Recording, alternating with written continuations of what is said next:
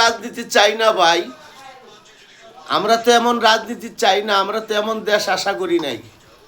আমাদের স্বাধীন দেশ, একজনের মাথায় টুপি মুখে দাড়ি, সেটা কি তার অপরাধ?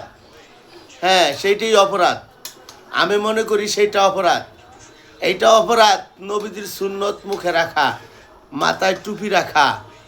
না হলে সেও তো একজন মায়ের সন্তান, সে একজন মায়ের সন্তান হইও মাথায় টুপি থাকা সত্ত্বে, সুন্নত থাকা সত্ত্বেও সে রেহাই পাইল না। সে বারবার রিকোয়েস্ট করে বলছে যে আমি ছাড়া আমার মায়ের কেউ নাই, আমার বাবা নাই, আমি ছাড়া আমার মায়ের কেউ নাই। তারপরও তারে গুলি করে মারলো। এটা কি হইল? এই দেশকে আমরা চাইছি? এই রাজনীতিকে আমরা চাইছি? আমরা এটা স্বাধীন দেশ, আমরা এই দেশে বাস করতে চাই। এই দেশ আমার মায়ের বাসা, এই দেশ আমার মায়ের শুয়ে আছে। এই দেশকে আমরা স্বাধীন করছি এই জন্য যে একজন সুন্নতি দাড়ি থাকলো তার সম্মান থাকবে না, একটা মাথায় টুপি থাকলে তার সম্মান থাকবে না। আমরা তো এই দেশ আশা করি নাই ভাই, আমরা তো এই দেশ আশা করি নাই ভাই। এটা আমরা কোন দেশে বাস করি?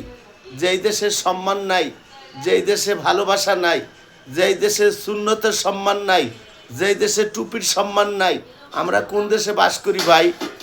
এটা তো মুসলিম দেশ, এটা তো একটা ইসলামের দেশ, একটা মুসলিম দেশে আমরা কেন পারি নাই? রিকোয়েস্ট করছে, দুই হাত ধরে জোর করে বলছে আমি ছাড়া আমার মায়ের কেউ নাই, তারপরে তাকে রেহাই করা হইল না ভাই। এটা কি করে সম্ভব? এটা কি এই দেশকে আমরা চাইছি? এই রাজনীতিকে আমরা চাইছি?